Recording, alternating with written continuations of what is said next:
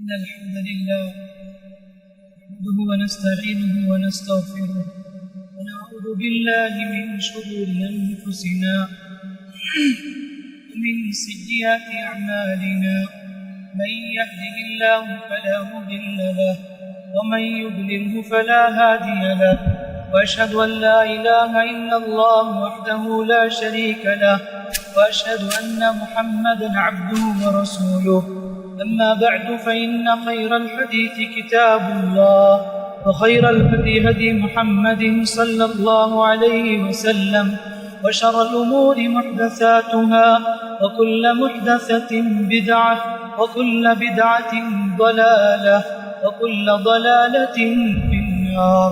أعوذ بالله السميع العليم من الشيطان الرجيم. يا أيها الذين آمنوا اتقوا الله حق تقاته ولا تموتن إلا وأنتم مسلمون. بسم الله الرحمن الرحيم. يا أيها الناس اتقوا ربكم الذي خلقكم من نفس واحدة وخلق منها زوجها وبث منهما رجالا كثيرا ونساء واتقوا الله الذي تساءلون به والأرحام إن الله كان عليكم رقيبا. يا أيها الذين آمنوا اتقوا الله وقولوا قولا سديدا يصلح لكم أعمالكم ويغفر لكم ذنوبكم ومن يطع الله ورسوله فقد فاز فوزا عظيما. وقال تعالى وَلَقَدْ آتَيْنَاكَ سَبْعًا مِنَ الْمَثَانِي وَالْقُرْآنَ الْعَظِيمِ. ہر قسم کی اچھی تعریفیں، حمد و ثنا، بزرگی و کبریائی اللہ رب العالمین کے لیے لائق و زیبا ہے، جس اللہ رب العزت نے ہمیں ایمان کی، اسلام کی زندگی عطا فرمائی. درود و سلامتی ہو آپ کے ہمارے پیغمبر اسلام رحمت للعالمین سید للمرسلین خاتم النبیین محمد صلی اللہ علیہ وسلم پر، جنہوں نے ہمیں ہر خیر کی طرف رہنمائی فرمائی. معزز اسلامی بھائیوں، حاضرین جمعہ، خطبہ مسنونہ کے بعد سورہ حجر کی ایک آیت تلاوت کی گئی. اللہ رب العالمین کا فرمان ہے وَلَقَدْ آتَيْنَاكَ سَبْعًا مِنَ الْمَثَانِي وَالْقُرْآنِ الْعَظِيمِ. اور یقیناً ہم نے تمہیں آیتیں عطا کی، 7 آیتیں جو بار بار پڑھی جاتی ہیں، والقرآن العظیم، اور عظیم قرآن ہم نے تمہیں عطا کی. دراصل یہ آیت اس وقت نازل ہوئی جب کفار مکہ کی تجارت بہت زور سے تھی، ترقی کر رہی تھی. دکان کے لحاظ سے بھی، تجارتی لحاظ سے بھی، مکے کے بازاری لحاظ سے بھی، ہر لحاظ سے کافر بہت آگے بڑھ رہے تھے. اللہ نے مسلمانوں سے کہا کہ اے مسلمانوں، تم ان لوگوں کو دیکھ کر متاثر مت ہو جاؤ. بھلے سے تمہارے پاس فخر و فاقہ ہے، مالی حیثیت سے تم کمزور ہو، لیکن یاد رکھو اس سے بہترین چیز ہم نے تمہیں سورہ فاتحہ عطا کی ہے. سورہ فاتحہ جیسی عظیم دولت سے ہم نے نوازا ہے، لہٰذا تمہاری نگاہیں ان کی طرف نہیں جانی چاہیے. اللہ نے اس دولت سے بہترین چیز جو تمہیں عطا کی وہ سورہ فاتحہ ہے. وَلَقَدْ آتَيْنَاكَ سَبْعًا مِنَ الْمَثَانِي وَالْقُرْآنِ الْعَظِيمِ. 7 آیتیں جو بار بار پڑھی جاتی ہے، اور قرآن عظیم ہم نے تم کو عطا کی ہے. یقیناً یہ سورت بہت عظیم سورت ہے. قرآن مجید کی آیت سے اگر لحاظ سے دیکھیں تو آیت الکرسی بہت عظیم آیت ہے. سورت کے لحاظ سے اگر دیکھا جائے سورہ فاتحہ بہت عظیم سورت ہے. اللہ کے نبی صلی اللہ علیہ وسلم نے ابی بن کعب رضی اللہ عنہ سے فرمایا کہ ابی بن کعب سنو، اللہ نے قرآن میں ایک ایسی صورت نازل کی جو اس سے پہلے کسی بھی آسمانی کتاب میں نازل نہیں کی، نہ تورات میں نہ انجیل میں. انجیل میں قرآن سورہ فاتحہ جیسی کوئی صورت ہے، نہ تورات میں سورہ فاتحہ جیسی کوئی صورت ہے، نہ ہی قرآن میں سورہ فاتحہ جیسی کوئی صورت ہے. اللہ رب العالمین نے سورہ فاتحہ جیسی کوئی صورت نازل نہیں کی. اللہ کے نبی صلی اللہ علیہ وسلم کے پاس ایک مرتبہ جبرائیل علیہ السلام بیٹھے ہوئے تھے. اس وقت اچانک ایک آواز آئی آسمان سے. نبی صلی اللہ علیہ وسلم نے پوچھا کیا آواز ہے؟ تو جبرائیل علیہ السلام نے کہا کہ آسمان کا ایک دروازہ کھلا ہے، پہلی مرتبہ کھلا ہے اور وہاں سے ایک فرشتہ نکل رہا ہے.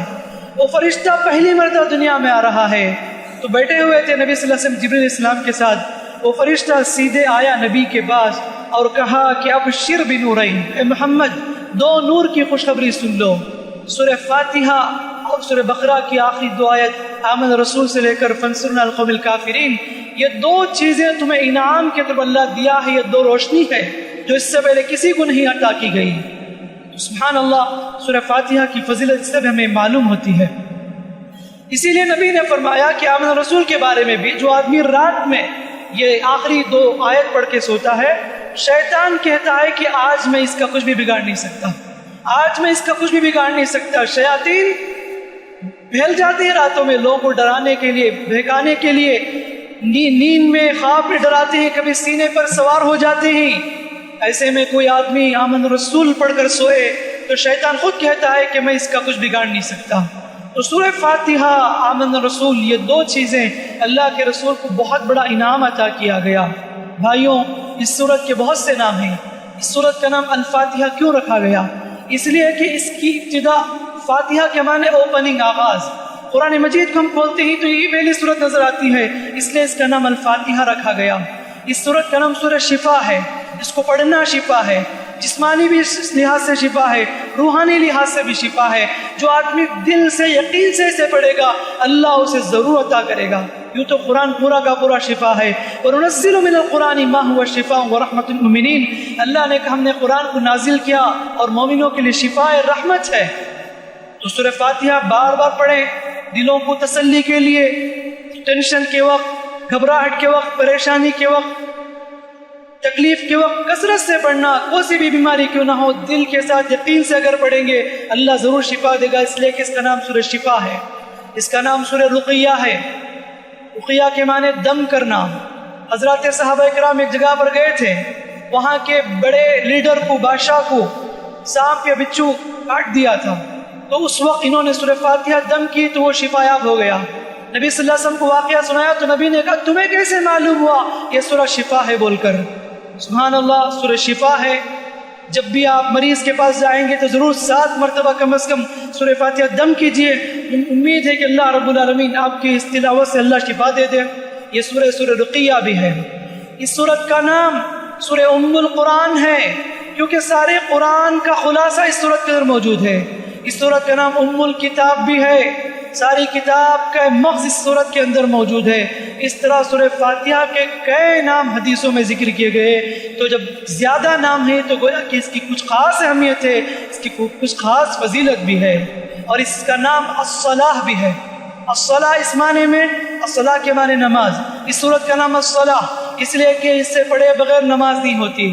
اللہ کے نبی صلی اللہ علیہ وسلم نے فرمایا لا صلاۃ لمن لم یقرأ بفاتحہ الکتاب، اس شخص کی کوئی نماز قبول نہیں جس نے سورہ فاتحہ نہیں پڑھی۔ اکیلے پڑھو، تنہا پڑھو، نفل نماز ہو، سنت نماز ہو، فرض نماز ہو، جماعت کے ساتھ پڑھو، وتر نماز ہو، تہجد نماز ہو، تراویح نماز ہو، کوئی بھی نماز کیوں نہ ہو، سورہ فاتحہ کے بغیر مکمل نہیں ہوتی۔ حضرت ابو ہریرہ راوی ہیں، نبی نے فرمایا من صلی صلاۃ فلم یقرأ فیہا بأم الکتاب، جس نے نماز پڑھی اور اس میں سورہ فاتحہ نہ پڑھی وہ خداع، کہا کہ اس کی نماز انکمپلیٹ ہے۔ 3 مرتبہ کہا اس کی نماز انکمپلیٹ ہے۔ معلوم یہ ہوا کہ پوری نماز میں پڑھنا، حضرت ابو ہریرہ رضی اللہ عنہ سے پوچھا فتویٰ اسی محفل میں ایک شخص نے، ہم امام کے پیچھے ہوتے ہی کیا تب بھی ہم پڑھنا چاہیے؟ تو کہا تب بھی پڑھنا چاہیے۔ اقرأ بہا فی نفسک یا فارسی، کہا کہ تم اپنے دل میں پڑھ لیا کرو، اس لیے کہ سورہ فاتحہ کے بغیر نماز نہیں ہوتی۔ معلوم یہ ہوا جس رکعت میں سورہ فاتحہ نہ پڑھی جائے وہ رکعت نہیں ہوتی، ضروری ہے کہ اس رکعت کو دہرائی جائے۔ لا صلاۃ لمن لم یقرأ بفاتحہ الکتاب، اللہ کے نبی صلی اللہ علیہ وسلم نے بالکل صاف طور پر کہہ دیا۔ اگر اس کے مضامین پر اگر غور کریں گے تو پتہ چلتا ہے الحمدللہ رب العالمین جب بندہ کہتا ہے تو اللہ کہتا ہے حمدنی ربی، میرے حمدنی عبدی، میرے بندے نے میری حمد بیان کی۔ جب بندہ الرحمن الرحیم کہتا ہے اللہ کہتا ہے اثنا علی عبدی، میرے بندے نے میری ثنا بیان کی۔ جب بندہ مالک یوم الدین کہتا ہے تو اللہ کہتا ہے مجدنی ربی مجدنی عبدی، میرے بندے نے میری کبری ایاک نعبد و ایاک نستعین کہتا ہے تو کہتا ہے اللہ ھذا بینی و بین عبدی، یہ میرے اور میرے بندے کے درمیان کا معاہدہ ہے۔ جب بندہ اہدنا الصراط المستقیم صراط الذین انعمت علیہم غیر المغضوب علیہم ولا الضالین پڑھ لیتا ہے تو اللہ کہتا ہے کہ میرا بندہ جو بھی دعا کرے گا میں اسے ضرور دینے کے لیے تیار ہوں، وہ جو بھی مانگے گا میں اسے ضرور عطا کروں گا۔ اللہ تعالیٰ یہ جواب دیتا ہے۔ تو ماشاءاللہ سورہ فاتحہ بندے اور رب کے درمیان تقسیم ہے، تو گویا کہ بندہ اس فاتحے کے ذریعے اللہ سے ایک ہم کلام ہوتا ہے، اللہ سے گفتگو کرتا ہے، اللہ سے مانگتا ہے، اللہ سے اپنی حاجت رکھتا ہے۔ یہ بہترین سورت جو نبی کریم صلی اللہ علیہ وسلم نے بتائی۔ اور یاد رکھنا ہم بھی پڑھتے ہیں لیکن کوئی اثرات نہیں، ہم بھی تلاوت کرتے ہیں کوئی تبدیلی نہیں۔ کیوں؟ کیونکہ ہم اس کے معنی مفہوم سے ناواقف ہیں۔ یاد رکھنا کوئی بھی دعا، کوئی بھی سورت جب تک اس کے معنی مطلب نہیں سمجھیں گے اس وقت تک اس میں کیسے تاثیر پیدا ہو سکتی ہے۔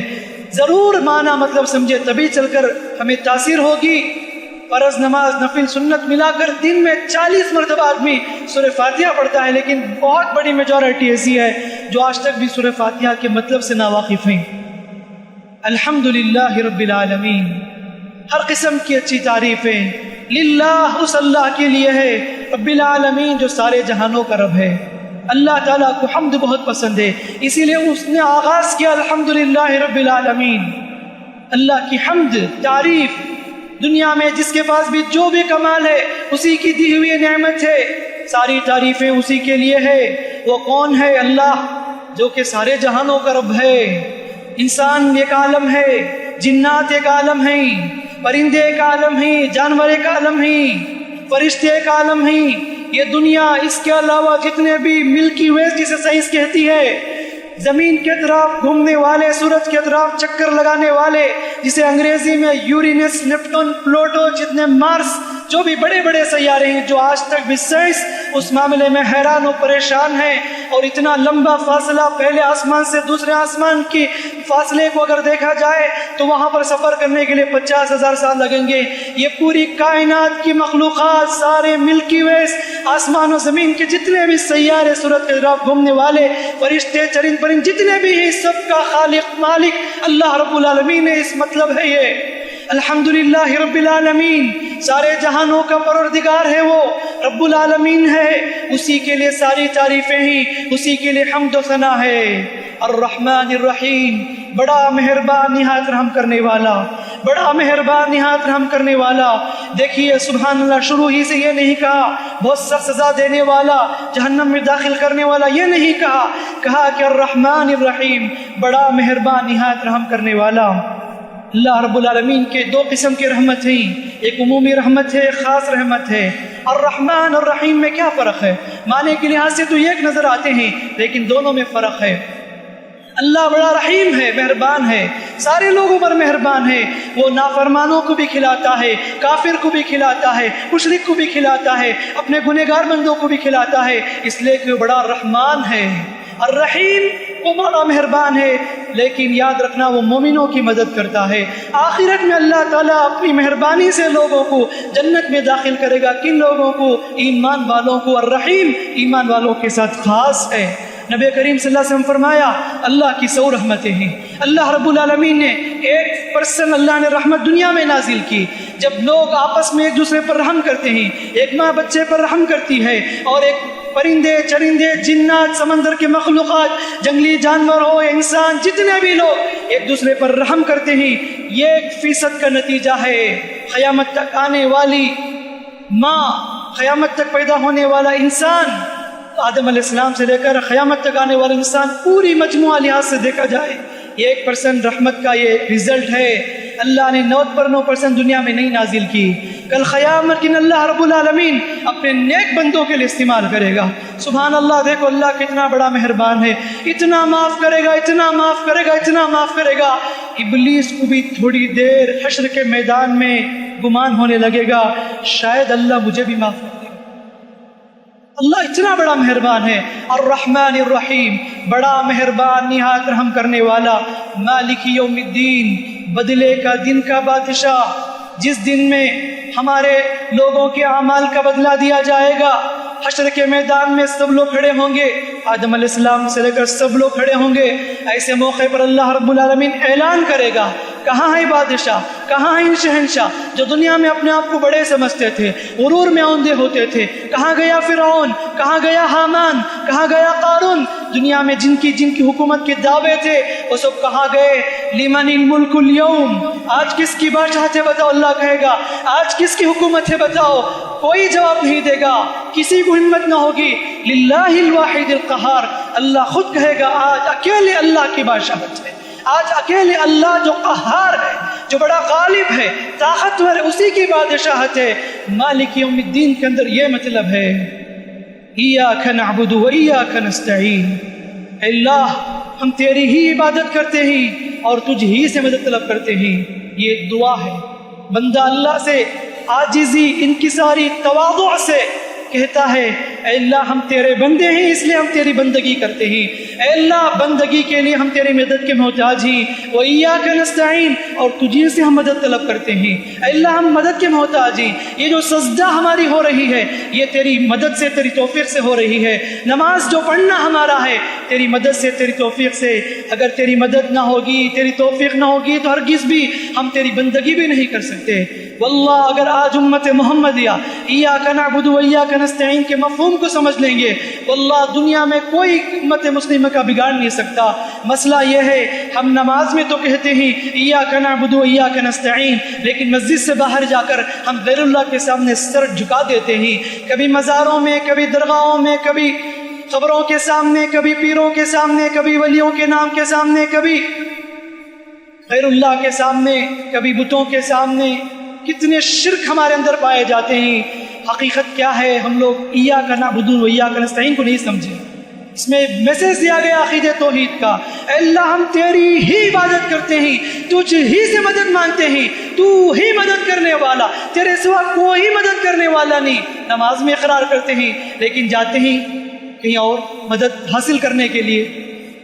دری سے پریشانی ہوئی، تعویذ کے پیچھے پڑ گئے، توغروں کے پیچھے پڑ گئے، کالی ڈوری کے پیچھے پڑ گئے، نتیجے میں گلے میں تعویذ، کمر میں تعویذ، ہاتھ میں تعویذ، گھروں میں تعویذ، دہلیز کے سامنے پتھر لگا دیے، کبھی کمروں میں تغرے لگا دیے، کبھی بندش کے نام سے ہریے کپڑے لگا دیے۔ ایاک نعبد و ایاک نستعین جھوٹ کہتے ہو، اللہ کے سامنے کھڑے ہو کر ہم تیری بندگی کرتے ہیں، تجھ ہی سے مانگتے ہیں، تو ہی ہیلپ کرنے والا، تو ہی مدد کرنے والا، یا جھوٹ کہہ کر وہاں جا کے کسی اور سے مدد طلب کرتے ہیں۔ یہ منافقت اللہ تعالیٰ کو قبول نہیں ہے، اسی لیے ہماری عبادتیں قبول نہیں ہو رہی ہے، اسی لیے ہماری دعائیں قبول نہیں ہو رہی ہے۔ اگر 100% ہمارے اندر توحید داخل ہو جائے، ہر نماز کی جو بھی کی گئی دعا ہوگی اللہ ضرور قبول کرے گا۔ لیکن مطلب کیا ہے؟ ہم لوگ اس عقیدے کو نہیں سمجھتے۔ ایاک نعبد و ایاک نستعین اہدنا الصراط المستقیم، اے اللہ ہمیں سیدھے راستے پر چلا۔ اے اللہ دنیا میں بہت سے راستے ہیں، لوگوں نے حق اور باطل کو خلط ملط کر دیا ہے، کئی مذاہب ہیں، کئی لوگ اپنے آپ کو صحیح ہونے کا دعویٰ کرتے ہیں۔ اے اللہ ہمیں سیدھے راستے کی طرف رہنمائی فرما، اہدنا الصراط المستقیم، اے اللہ سیدھے راستے کی طرف رہنمائی فرما۔ اور اس میں جو مانگی جا رہی ہے ہدایت کی نعمت، یہ وہ نعمت ہے جو مال کی بنیاد پر خریدی نہیں جا سکتی، خاندان کی بنیاد پر خریدی نہیں جا سکتی۔ یہ وہ دولت ہدایت اللہ رب العالمین کا خاص انعام ہے، خاص تحفہ ہے۔ اگر یہ چیز خریدی جاتی تو نبی صلی اللہ علیہ وسلم اپنے چچا ابو طالب کو ہدایت جیسی نعمت سے نواز دیتے، لیکن نبی کے خاص چچا ابو طالب ہدایت سے کی جیسی نعمت سے محروم رہے، اور ابو لہب، ابو جہل محروم رہا، جبکہ وہ ہدایت کی نعمت بلال حبشی رضی اللہ عنہ کو ملی۔ یہ ہدایت کی نعمت ایران سے آئے ہوئے سلمان فارسی رضی اللہ عنہ کو ملی۔ یہ ہدایت کی نعمت روم سے آئے ہوئے صہیب رومی رضی اللہ عنہ کو ملی۔ ہدایت ایک بہت عظیم نعمت ہے، اللہ جسے چاہے دیتا ہے۔ اور یاد رکھنا زندگی میں جتنی بھی نعمت ہے ٹیمپروری ہے، آج ہے تو کل ختم ہونے والی ہے، آج دولت ہے تو کل غریبی ہے، آج صحت ہے تو کل بیماری ہے، آج خوشی ہے تو کل غمی ہے، لیکن ہدایت ایک ایسی نعمت ہے اس دنیا میں بھی باقی رہے گی، خبر میں بھی باقی رہے گی، حشر میں بھی باقی رہے گی، جنت میں بھی باقی رہے گی۔ یہی وجہ ہے قرآن میں اللہ نے ذکر کیا جنتیوں کا تذکرہ، وقالوا الحمد للہ الذی ہدانا لہذا، ساری تعریف اس اللہ کے لیے جس اللہ نے ہمیں دنیا سے لے کر جنت تک پہنچانے کے لیے ہدایت کے راستے آسان کر دیے. جنت میں جانے کے بعد بھی اس نعمت کو یاد کریں گے. وقالوا الحمد للہ الذی ہدانا لہذا وما كنا لنهتدی لولا ان ہدانا اللہ. اگر اللہ ہمیں ہدایت نہیں دیتا تو یقیناً ہدایت والے نہ ہوتے. جن کو بھی ایمان کی نعمت ملی ہے، ہدایت کی نعمت ملی ہے، اس کی حفاظت کرو، موت تک حفاظت کرو، سکرات تک حفاظت کرو.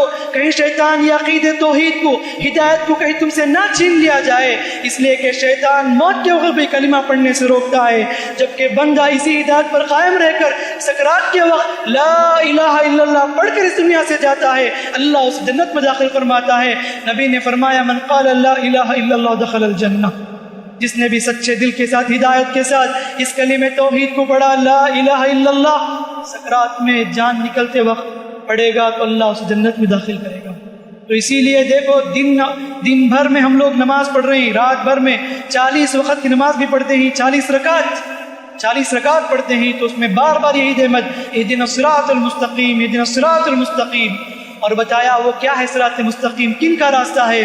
صراط الذین انعمت علیہم، ان لوگوں کا راستہ ہے جس پر تو نے انعام کیا. کون لوگ انعام کیا؟ جن پر کہا کہ انبیاء کا راستہ، صدیقین کا راستہ، شہداء کا راستہ، صالحین کا راستہ. اے اللہ جس راستے پر یہ چل کر تجھے راضی کر لیے، اے اللہ ہمیں بھی ان راستے پر چلا. غیر المغضوب علیہم ولا الضالین، اے اللہ ان لوگوں کے راستے پر مت چلا جن پر تیرا غضب نازل ہوا. مغضوب سے مراد یہودی ہیں، جن پر اللہ نے لعنت کی، غضب نازل کی، اللہ کا غصہ نازل ہوا، اللہ نے انہیں برباد کیا. اے اللہ ہمیں یہودیوں کے راستے پر مت چلا. ولا الضالین، اے اللہ ہمیں کرسچنوں کے راستے پر مت چلا. اے اللہ ہم لوگوں کو تو کرسچنوں کے راستے پر مت چلا جو لوگ کے گمراہ ہو گئے. یہود بھی گمراہ ہوئے، کرسچن بھی گمراہ ہو گئے، دونوں گمراہ ہو گئے. اے اللہ ہمیں ان لوگوں کے راستے پر مت چلا بلکہ ہمیں سیدھے راستے پر چلا. اہدنا الصراط المستقیم صراط الذین انعمت علیہم غیر المغضوب علیہم ولا الضالین. آمین. اس کے جواب میں کہا گیا کہ آمین یعنی اللہ تو قبول فرما.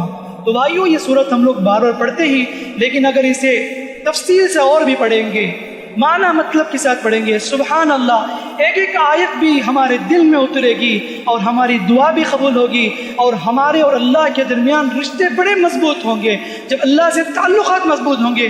جس نماز میں اس جذبے کے ساتھ، اس عزم کے ساتھ ہم پڑھیں گے، اس کے بعد جو دعا بھی کی جاتی ہے اللہ قبول بھی فرمائے گا. اللہ رب العالمین ہماری مغفرت بھی فرمائے گا اگر ہمارے گناہ ہی تو. دعا ہے رب العالمین سے اللہ رب العالمین ہم تمام کو اس صورت کا اہتمام کرنے کی توفیق عطا فرمائے. اللہ رب العالمین ہم تمام کو ہدایت پر قائم فرمائے اور ہر قسم کی گمراہی سے، بدعت و خرافات سے، شرک سے اللہ تعالی ہماری حفاظت فرمائے. اللہ رب العالمین ہمیں اس بات کی توفیق دے کہ ہم جب تک اس دنیا میں رہے اللہ کی کبریائی بیان کرے، حمد و ثنا بیان کرے. اللہ ہمیں جب تک دنیا میں رکھے ایمان پر رکھے، اسلام پر رکھے. موت بھی آئے تو ایمان پر آئے، اسلام پر ہم آئے. آمین. بارك الله لنا ولكم في القرآن الحكيم ونفعنا وإياكم بالآيات والذكر الحكيم إنه تعالى جواد كريم ملك مكرم رب حليم.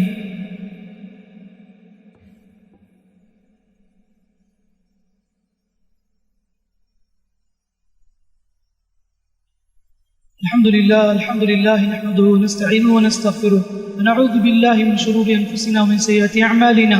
من يهده الله فلا مضل له ومن يضلل فلا هادي له. أشهد أن لا إله إلا الله وحده لا شريك له وأشهد أن محمدا عبده ورسوله. أما بعد فأعوذ بالله السميع العليم من الشيطان الرجيم. إن الله وملائكته يصلون على النبي يا أيها الذين آمنوا صلوا عليه وسلموا تسليما. اللهم صل على محمد وعلى آل محمد كما صليت على إبراهيم وعلى آل إبراهيم إنك حميد مجيد. اللهم بارك على محمد وعلى آل محمد كما باركت على إبراهيم وعلى آل إبراهيم إنك حميد مجيد.